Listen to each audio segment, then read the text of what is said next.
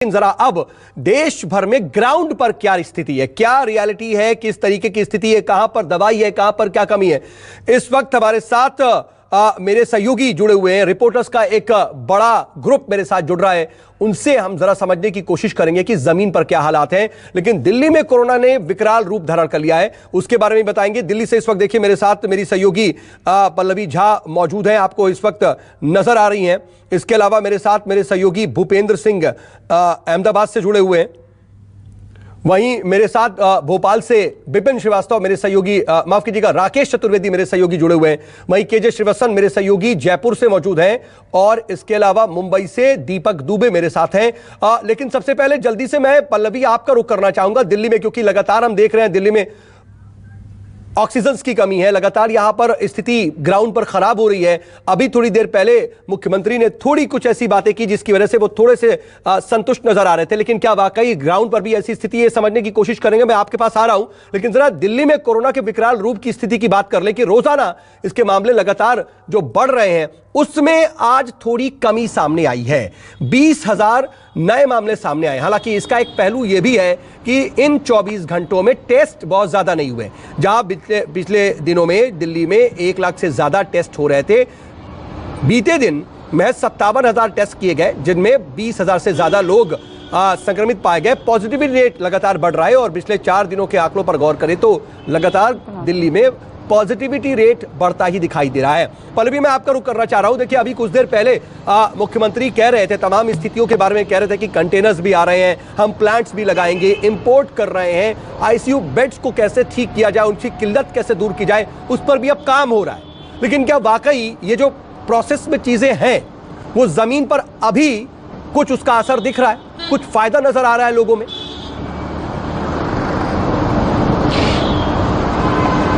देखिए साउद, जितनी भी बातें अभी कही जा रही हैं, चाहे वो कोर्ट के अंदर कही जा रही हों, चाहे मीडिया को बताया जा रहा है, इस सब में अभी एक ही लाइन समझ में आती है कि हुजूर ने बहुत देर कर दी, बहुत हुजूर आते आते। जितनी सरकारें हैं 1.5 साल से लगी हुई हैं इस पूरे कोरोना काल में काम कर रही हैं, लेकिन बावजूद इसके अगर आज ऐसी स्थिति पैदा हो गई, ऐसा पीक हमने देख रहे हैं, तो जाहिर तौर पर तो सवाल उठेंगे ही। आज वो कह रहे हैं कि 44 प्लांट जो हैं वो 1 महीने के अंदर लगाए जाएंगे, 8 प्लांट 1 हफ्ते में लग जाएगा, तो ये पहले क्यों नहीं तैयारी हुई? सवाल तो ये है। अभी भी अगर आपने पूछा कि ग्राउंड रियलिटी क्या है, तो आपने कर्फ्यू तो लगा दिया, कर्फ्यू को बढ़ा भी दिया है, लेकिन हम लगातार रिपोर्ट कर रहे हैं और शायद मैं तस्वीरों के जरिए भी आपको दिखाऊं साउथ कि देखिए, अमूमन जब सैटरडे संडे की भीड़ जो होती है, उसी तरीके की भीड़ मुझे यहाँ दिख रही है। लोग आराम से आ जा रहे हैं, लोग आराम से बातें कर रहे हैं। मैं कैमरा पर्सन से कहूंगी कि एक बार अगर हो सके तो आप अपने पीछे की तस्वीर दिखाइए कि कैसे यहाँ पर देखिए लोग बैठे हुए हैं, यहाँ पर आराम से बातें कर रहे हैं, कोई सोशल डिस्टेंसिंग नहीं है। बेड के नाम पर देखिए लगातार अभी कह रहे हैं कि हम बेड्स को बढ़ा रहे हैं, लेकिन स्थिति यह है कि अभी भी लोगों को बेड्स नहीं मिल रहे हैं, आईसीयू बेड्स नहीं मिल रहे हैं, वेंटिलेटर नहीं मिल रहा है, ऑक्सीजन नहीं मिल रहा है। ये जरूर कह रहे हैं कि आने वाले समय में ये चीजों को कम कर देंगे, लेकिन यही तैयारी अगर पहले हो गई होती तो शायद ये स्थिति जो काफी ज्यादा मूवमेंट नजर आ रहा है आपके आसपास, और साफ तौर पर यह कहा गया है कि ठीक है, बहुत ज्यादा सख्ती नहीं होगी, लेकिन जरूरी सेवाओं की छूट है। जरूरी काम से अगर आप जाते हैं तो आपको जाने दिया जाएगा, क्रॉस चेक किया जाएगा। लेकिन आखिर क्या ऐसी स्थिति है कि लोग, क्या हर दूसरे आदमी को बहुत ज्यादा जरूरी चीजें हैं, वहां पर काम आ रहा है? ठीक है, मैं आ रहा हूं पल्लवी, जरा आपसे इस पर रिएक्शन लूंगा, लेकिन इन सब के बीच जरा मुंबई की स्थिति की बात भी कर लेते हैं, क्योंकि आर्थिक राजधानी मुंबई से एक राहत की खबर आई। यहां पर पॉजिटिविटी रेट लगातार घट रही है। पिछले 4 दिनों के आंकड़ों पर नजर डालें तो लगातार ये गिरता हुआ दिखाई दे रहा है। 23 अप्रैल को जो 17.21 था, 24 को और कम हुआ, ये 24 को 14.82 पहुंच गया, 25 को फिर 13.75 पहुंच गया, और 26 अप्रैल यानी कल 13.68% पॉजिटिविटी रेट हुआ। यह पॉजिटिविटी रेट का मतलब कि जितने लोगों के टेस्ट किए जा रहे हैं उनमें संक्रमित लोगों का आंकड़ा, उसका फीसद। मुंबई जल्दी से रुक कर लेते हैं। दीपक, ये क्या ऐसा किया गया, क्या ऐसी वजह है कि मुंबई में पॉजिटिविटी रेट गिर रहा है? ये अपने आप में बहुत सार्थक खबर भी है और शायद दूसरे राज्यों को सीखने वाली भी खबर है।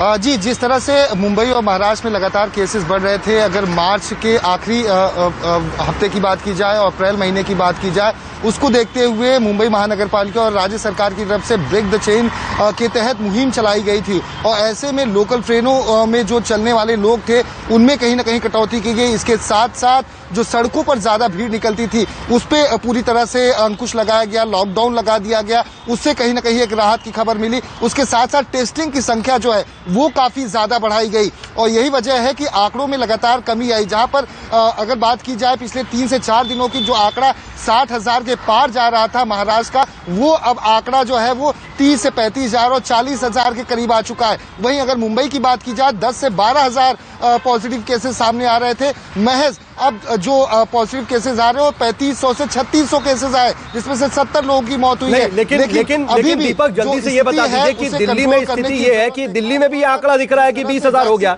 लेकिन असल में वहां पर टेस्टिंग बहुत ज्यादा नहीं थी। लेकिन मुंबई में तो और महाराष्ट्र में तो ऐसा नहीं है कि टेस्टिंग कम हुई हो।